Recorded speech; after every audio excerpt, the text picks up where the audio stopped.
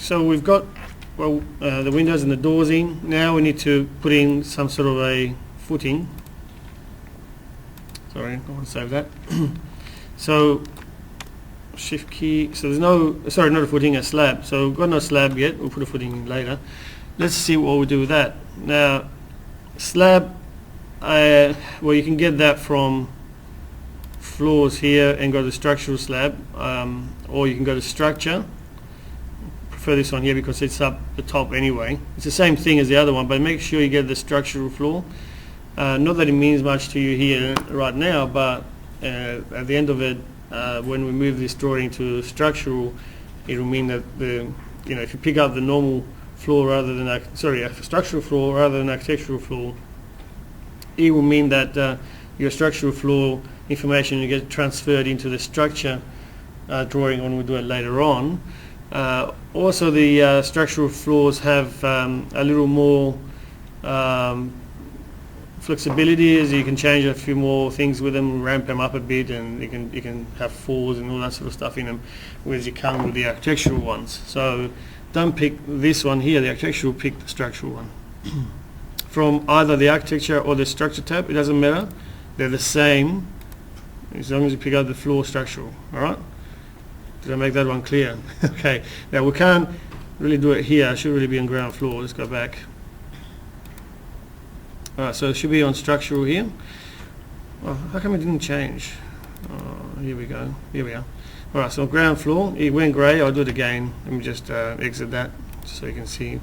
So when I hit the floor here, this one, the structural floor, that goes grey. Then we'll get these little ticks and crosses here.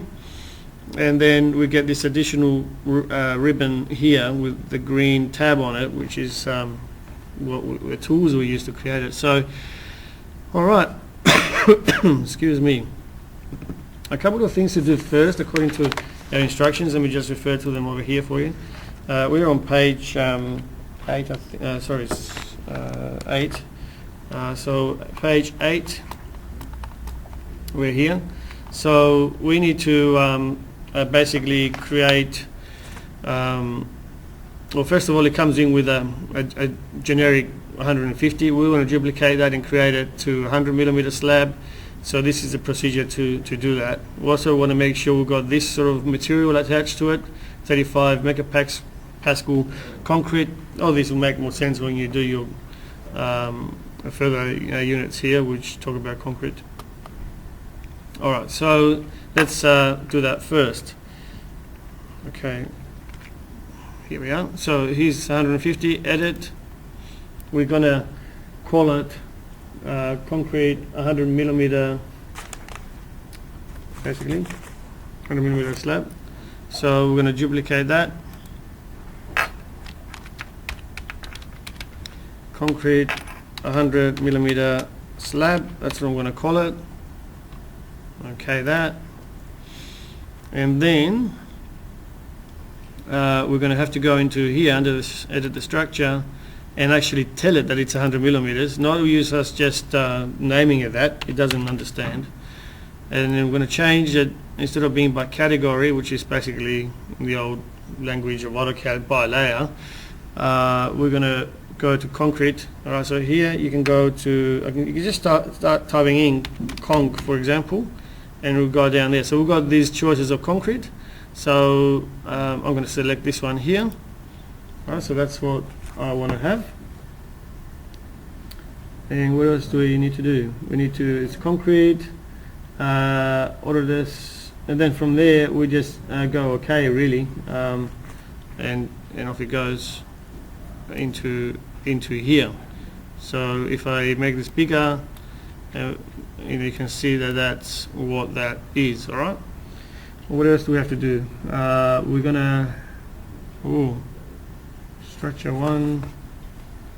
Yeah, that's fine. All good there. So so we'll just okay that. So now we've got a 100 millimeter slab. We'll go okay one more time. All right, and there it is in here. All right. Now we want to have a few things sorted here. We don't want offset. We want to have extend to wall core. That's correct.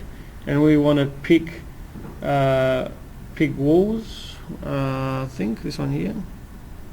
Alright, so all I've got to do now is go on one of the external walls. Don't go here where this could be another internal wall. Go to just about there where there's an external wall, and just what you do is tab one. I don't click, I just tab once, and it just highlights all the external walls. I don't move the mouse, and I click with the left. And that gives me this pink sketch line around there. So we've got the outline happening. Of course, if we just click this instead of that, we could have just gone along and traced it, but this is much easier with picking the walls that are already there, existing geometry. Alright, so I'll leave that. So basically that's it. We should be able to just go tick, and it should just pop up, and we're finished with the slab. So if you lose this little tick ever, it means that you have probably come along here and perhaps clicked on some other tab in the meantime, and then you lose it, but it's still there. So you have to just go click on the green thing here, and then it'll come up, and then you can just tick it. And there we go. We've got a floor. It does put in this little sort of spanning direction thing in here, which we can turn it off, but for now I'll leave it there. So let's go to 3D and just see what we've done. Always check in 3D.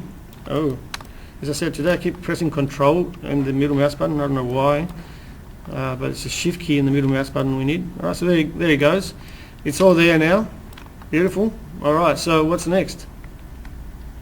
Well, next is to put this footing in. So that's on page 9. All right. So with the footing, we don't actually have the right size there, but we have to create one up. What we're going to do, generally we don't do this as architects, I suppose, but you might want to put it just to get a general feel for if you're presenting this to a client or whatever. You might want to put something. Now in theory you don't know what size footing the engineer is going to design yet, all right, but if you wanted to put one in, at least I'll show you how to do that.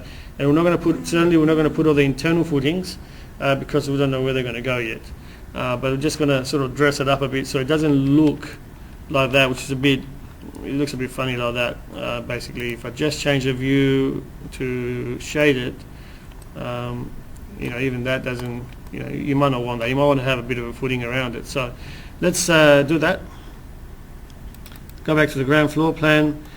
Let's go to footings.